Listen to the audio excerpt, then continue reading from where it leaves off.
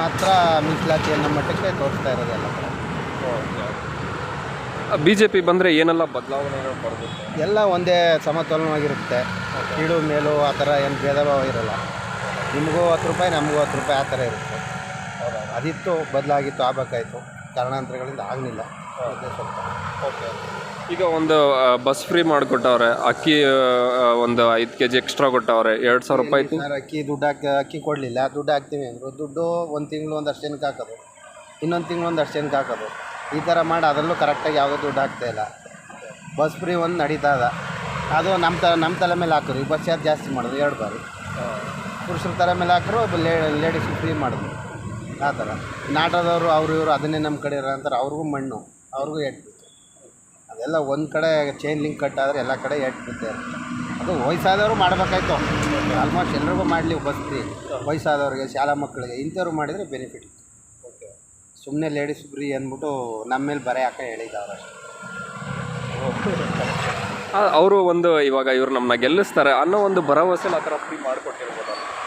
ಅವ್ರದ್ದು ಸ್ಟ್ರಾಟಜಿಗಳು ಬೇರೆ ಥರ ಇರ್ತಾವ, ಏನೇನೋ ಮಾಡ್ಕೊಂಡಿರ್ತಾವೆ. ಅದೆಲ್ಲ ನಡೆಯಲ್ಲ ಬಿಡಿ, ನೆಕ್ಸ್ಟ್ ಪಿಕ್ಚರಲ್ಲಿ ನೋಡೋಣ. ಓಕೆ. ಈಗ ಅದೇ ಈ ಬಸ್ ಫ್ರೀ ಎಲ್ಲ ಮಾಡಿಕೊಡದೆ BJP ಅವ್ರು ಇದ್ದಿದ್ರೆ ಏನೇನು ಬಂದಿರ್ಬೋದು? ಆಲ್ಮೋಸ್ಟು ರೈತರಿಗೆ ಬೇರೆ ಥರ ಬೆನಿಫಿಟ್. ಈಗ ರೈತ ಏನು ಬೆಳೆದ್ರೆ ಯಾವುದಕ್ಕೂ ಥರ ರೇಟ್ ಇಲ್ಲ. ಅಲ್ಲಿ ನಾವು ವ್ಯವಸಾಯನೇ ಬಿಟ್ಬಿಟ್ಟು ನಾವು ವಲಸೆ ಹೋಗೋಂಥ ಪರಿಸ್ಥಿತಿ ಬಂದ್ಬಿಟ್ಟದ, ನಿರ್ಮಾಣ ಆಗ್ಬಿಟ್ಟದೆ. ಎಲ್ಲ ಗೊಬ್ಬರ ಬೆಲೆ ಏರಿಕೆ ಜಾಸ್ತಿ, ಔಷಧಿಗಳು ಜಾಸ್ತಿ. ಈಗ ಔಷಧಿ ಹೊಡೆದು ಏನು ಬೆಳೆಯೋಕ್ಕೂ ಆಗೋಲ್ಲ. ಅದು ಹೊಡೆದು ವ್ಯವಸಾಯ ಮಾಡೋಕ್ಕೂ ಆಯ್ತಾ ಇಲ್ಲ.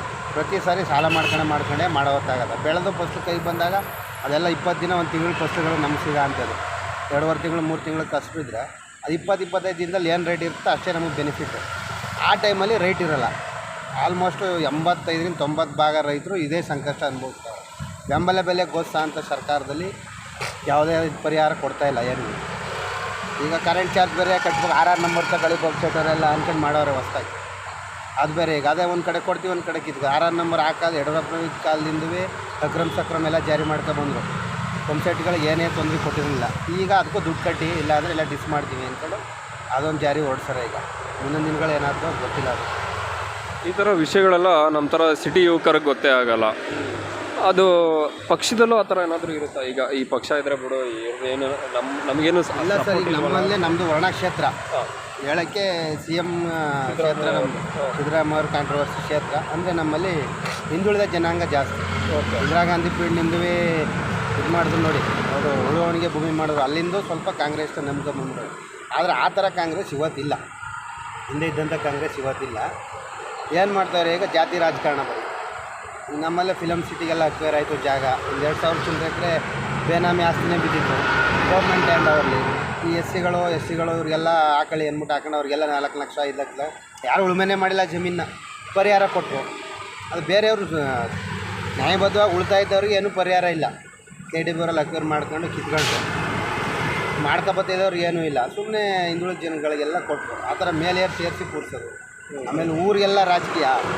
ಸುಮಾರು ನಮ್ಮ ಒಣ ವ್ಯಾಪ್ತಿ ಕ್ಷೇತ್ರದಲ್ಲಿ ಊರುಗಳೆಲ್ಲ ನಡೆಯೋಂಥ ಜಾತ್ರೆಗಳೆಲ್ಲ ನಿಂತವೆ.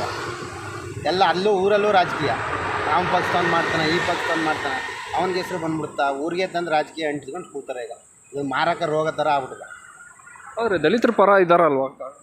ಹಾಂ, ಇದ್ದಾರೆ ಬಿಡಿ, ಅದರಲ್ಲಿ ಎರಡನೇ ಮಾತಿಲ್ಲ. ಊರಿಗೆ ನೋಡಿ ದಲಿತರ ಪರ ಇದ್ದಾರೆ. ಅಂದರೆ ದಲಿತರ ಪರನೇ ಇದ್ರೆ ಅಂತ ಎಲ್ಲರೂ ಸಮವಾಗಿ ತಗೋಬೇಕಾಗ್ತದೆ. ದಲಿತರು, ಹಿಂದುಳಿದವರು, ಅವರು ಇವರು ಅಂತ ಎಲ್ಲರೂ ಬಡವರು ಇದ್ದಾರೆ ತಾನೆ. ಹೌದು. ಅಲ್ಲಿ ಶ್ರೀಮಂತ ವರ್ಗಕ್ಕೆ ಒಂಥರ, ಬಡವ್ರಿಗೆ ಒಂಥರ ಇದ್ದರೆ ಸರಿ. ದಲಿತರೇ ಒಂಥರ ಅಂದರೆ ದಲಿತರಲ್ಲೂ ಈಗ ಮುಂದುವರೆದ ಜನಾಂಗ ತುಂಬ ಇದ್ದಾರೆ. ಎಲ್ಲ ಒಳ್ಳೊಳ್ಳೆ ಹೈಯರ್ ಎಜುಕೇಷನ್ಲಿ ಪೋಸ್ಟ್ಗಳೆಲ್ಲ ಇರೋದು ಅವರೇ. ನಮ್ಮವ್ರಿಗೆ ಇದೇ ಒಂದು ಕಾರಣ ಮಾಡ್ಕೊಂಡು ಹೈಯರ್ ಪೋಸ್ಟ್ಗಳು ಇಲ್ಲ, ಫುಲ್ ವ್ಯವಸಾಯನೂ ಮಾಡೋಂಗಿಲ್ಲ. ನಾವು ಭಾಳ ತೊಂದರೆ ಆಗ್ಬಿಡೋದು ಈಗ. ಈಗ ಸಿದ್ದರಾಮಯ್ಯ ಅವ್ರು ಬಂದ್ಬಿಟ್ಟು ಅವರೊಬ್ಬರು ರೈತರ ಮಗ, ಅವರೇನೇ ರೈತರಿಗೆ ಸಪೋರ್ಟ್ ಮಾಡಲ್ಲ ಅಂದರೆ ಅದು ಹೇಳಿಕೆ ಇದಾಗುತ್ತಲ್ಲ? ಇಲ್ಲ ಸರ್, ರೈತರ ಪರವಾಗಿ ಏನೂ ಕೆಲಸಗಳು ನಡೆದಿಲ್ಲ. ನಡೆದಿದ್ರೆ ನಮಗೆ ನಾವು ರೈತರು ಅನುಕೂಲ ಆಗ್ಬೇಕಲ್ಲ. ಏನೂ ಇಲ್ಲ. ಆಲ್ಮೋಸ್ಟ್ ಅದು ಮಾಡ್ತೀವಿ, ಇದು ಮಾಡಿ. ರೈತರುಗಳು ಎಷ್ಟೋ ಜನ ಈಗ ದೊಡ್ಡವರು ಖಾತೆ ಕಂದೆ ಇರೋದು ಮಾಡಿಸ್ಕೊಂಡಿರೋರು ಕಮ್ಮಿ ಜನ. ಸಬ್ಸಿಡಿ ಲೋನ್ ಕೊಡ್ತೀವಿ ಅದು ಇದು ಅಂತಾರೆ. ಅದು ಈಗೆಲ್ಲ ಸ್ಟಾಪ್ ಮಾಡೋರು ಕೊಡ್ತಾಯಿಲ್ಲ. ಅವರು ತಗೋತಾರೆ ಒಂದು 10 ಲಕ್ಷ, ನಮ್ಮಂಥವ್ರು ಬಡ್ಡಿ ಕೊಡ್ತಾರೆ, ಇಸ್ಕೊತಾರೆ, ಹೋಯ್ತಾರೆ. ನಾವುಗಳು ನಮ್ಮಂಥವ್ರು, ನಾವು ಅಂತಲ್ಲ, ನಮ್ಮಂಥವ್ರು ತುಂಬ ಜನ ಅವರ ಖಾತೆನೇ ಮಾಡಿಸ್ಕೊಳ್ಳೋಕೆ ದುಡ್ಡಿಲ್ಲ ಪಾಪ ಅವ್ರ ಹತ್ರ. ಅದಕ್ಕೇನಾದ್ರು ಬೇರೆ ಥರ ಪರಿಹಾರ ಮಾಡಬೇಕು ಅವರು. ಅವ್ರಿಗೆ ಕೇಳಿದಂಥ ಪಾಣಿ ಇದು ಎಲ್ಲ ಅವರ ತಾತ ಮುತ್ತಾತಿರ್ದು ಆಸ್ತಿ ಆದ್ರೂ ಇವತ್ತು ಖರ್ಚು ವೆಚ್ಚದಲ್ಲಿ ಅವರು ಮಾಡಿಸ್ಕೊಳಕ್ಕೆ ಆಯ್ತಾ ಇಲ್ಲ ಖಾತೆ ಕಂದಾಯ ವಗೇರಿನ. ಸೊ ಉಳುಮೆ ಮಾಡ್ತಾವ್ರೆ, ಮಾಡ್ಕೊಂಡು ಹೋಯ್ತಾವ್ರೆ ನಮ್ಮ ತಾತನ ಆಸ್ತಿ ಅನ್ಕೊಂಡು ಯಾವ್ದೊಂದು ರೆಕಾರ್ಡ್ ಮಾಡಿಕೊಂಡು. ಈಗ ಖಾತೆ ಮಾಡಿಸ್ಬೇಕು ಅಂತ ಹೋದ್ರೆ ಲಕ್ಷಾಂತರ ರೂಪಾಯಿ ಖರ್ಚಾಯ್ತವೆ ಈಗೆಲ್ಲ. ಎಲ್ಲ ಕಂಪ್ಯೂಟರ್ ಸಿಸ್ಟಮ್ ಈಗ. ಒಂದು ಕೇಳಿದ್ರೆ ಇನ್ನೊಂದು ಕೇಳುತ್ತೆ, ಇನ್ನೊಂದು ಕೇಳಿದ್ರೆ ಇನ್ನೊಂದು, ಅವೆಲ್ಲ ಒದಗಿಸ್ಬೇಕಾರೆ ಆಮೇಲೆ ಎಲ್ಲ ದುಡ್ಡು ಕೊಡದೆ ಏನೂ ಕೆಲಸ ಆಗಲ್ಲ ಇವಾಗ. ಇನ್ ಟೈಮ್ 15 ದಿನಕ್ಕೆ ಒಂದು ETC RTC MR ಏನೋ ದಾಖಲಾತಿ ಬೇಕು ಅಂದರೆ ಕೋರ್ಟ್ಗೆ ಅದು ಒದಗಿಸೋವರೆಗೆ ನಮ್ಮ ಟೈಮಿಗೆ ಕೊಡಲ್ಲ. ಕೊಡಬೇಕು ಅಂದರೆ ನಾವು ಏನು ಕೊಡಬೇಕು. ಇಲ್ಲ ಅಂದರೆ ಅವ್ರದ್ದು ಕಾನೂನು ಪ್ರೊಸೀಜರ್ ಅದ ಹಂಗೆ ಹಿಂಗೆ ಏನಾರು ಹೇಳ್ತಾರೆ ಗೊತ್ತಾಗಲ್ಲ ರೈತರಿಗೆ. ಹಂಗೆ ಆಗಿ ಸುಮಾರು ಖಾತೆ ಕಂದಾಯಗಳು ನಮ್ಮದೇ ಸ್ವಂತ ಜಮೀನುಗಳಾದರೂ ಮಾಡಿಸ್ಕೊಳಕ್ಕಾಗದೆ ಪೆಂಡಿಂಗ್ ಉಳ್ದವೆ. ಅದಕ್ಕೇನಾದ್ರು ಮಾಡಬೇಕು ಅವರು ಫಸ್ಟು. ಸಬ್ಸಿಡಿ ಲೋನ್ಗಳು ಸ್ವಸಹಾಯ ಸಂಘಗಳನ್ನೆಲ್ಲ ಕೊಡ್ತೀವಿ ಅಂತಾರೆ, ತಗೋತಾರೆ. ಉಳ್ಳವರೇ ಪಡ್ಕೊತಾ ಇರೋರು ಅದನ್ನ. ಎಲ್ಲ ಯಾರು ರೆಕಾರ್ಡು ಹೊತ್ತು ಮುಂಚೆ ಎಲ್ಲ ರಾಜಕೀಯದಲ್ಲಿದ್ದು ನುರಿತ ಅದರಲ್ಲಿ ಪರಿಣಿತಿ ಹೊಂದಾರ ಅಂಥವ್ರು ಲೋನ್ ತಗೋತಾರ. ಅವರು ಮನೆ ಮೇಲೆ ಮನೆ ಕಟ್ಕೊಂಡು ಅವ್ರು ಚೆನ್ನಾಗಿರ್ತಾರೆ. ಬಡವರು ಪಾಪ ಖಾತಾ ಮಾಡಿಸ್ಕೊಳಕ್ಕಾಗದೆ ಸುಮ್ಮನೆ ಅಲ್ಲಾಡ್ತಾ ಇರ್ತಾರೆ. ಅವ್ರ ಕೈ ಎಲೆಕ್ಷನ್ ಬಂದಾಗ ಒಂದು ಸತಿ ಬರ್ತಾರೆ, ಈ ರಾಜಕೀಯದವರು ಬರ್ತಾರೆ, ಊರ್ಲಿ ಮುಖಂಡರುಗಳು ಬರ್ತಾರೆ, ನಾವು ಮಾಡಿಸ್ತೀವಿ ಹಿಂಗೆ ಹೆಂಗೆ ಮಾಡಿಸ್ಕೊಳ್ತೀವಿ. ಆಮೇಲೆ ಏನಿಲ್ಲ ಒಂದು 6 ತಿಂಗಳು ಹಂಗೆ ಹೆಂಗೆ ಆಡಿಸ್ತಾರೆ, ಅಲ್ಲಿಗೆ ಕೈ ಬಿಡ್ಬೇಕು. ಪುನಃ ಇನ್ನು 5 ವರ್ಷ ಅವ್ರು ಕೇಳ್ಬೇಕಾರೆ. ಕೇಳಲಿಲ್ಲ ಅಂದ್ರೆ ಅದು ಮಧ್ಯೆ ಒಂದು ಏನಾದ್ರು ಒಂದು ಕತ್ರಿ ಮಡಗಿರ್ತಾರೆ ಇದ್ದದ್ದು. ಈ ಥರ ಹಳ್ಳಿ ನಡೀತಿರೋ ಸಮಸ್ಯೆ. ನೆಕ್ಸ್ಟ್ ಬಂದರೆ BJPನೇ ಬರಬೇಕು.